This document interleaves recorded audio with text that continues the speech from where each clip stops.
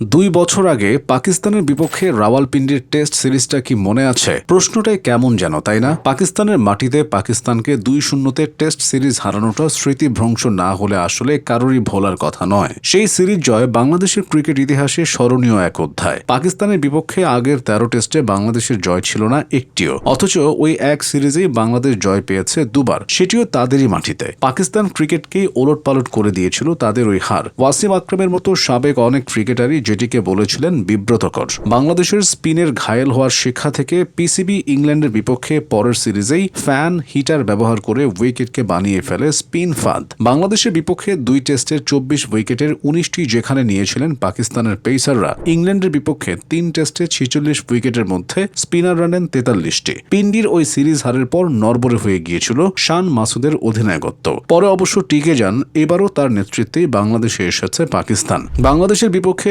সর্বশেষ ওই সিরিজের পর 9 টেস্ট খেলে যার দল জিতেছে 4টিতে। বাংলাদেশ সর্বশেষ টেস্ট খেলেছে গত বছর নভেম্বরে আয়ারল্যান্ডের বিপক্ষে। ঘরের মাঠে 2টি টেস্টে জিতেছে, তবে সেটি টেস্ট চ্যাম্পিয়নশিপ চক্রের অংশ ছিল না। নতুন চক্রে বাংলাদেশ দল এখন পর্যন্ত একটি সিরিজ খেলেছে, গত বছর জুনে শ্রীলঙ্কায়। পাকিস্তানের বিপক্ষে 8 মে শুরু সিরিজটি বাংলাদেশের জন্য টেস্টে ঘরের মাঠের ধাঁধা কাটানোর সুযোগও। হ্যাঁ, টেস্ট চ্যাম্পিয়নশিপের আগের চক্রে বাংলাদেশের জন্য সেরকমই এক ব্যাপার হয়ে দাঁড়িয়েছিল ঘরের মাঠের টেস্ট।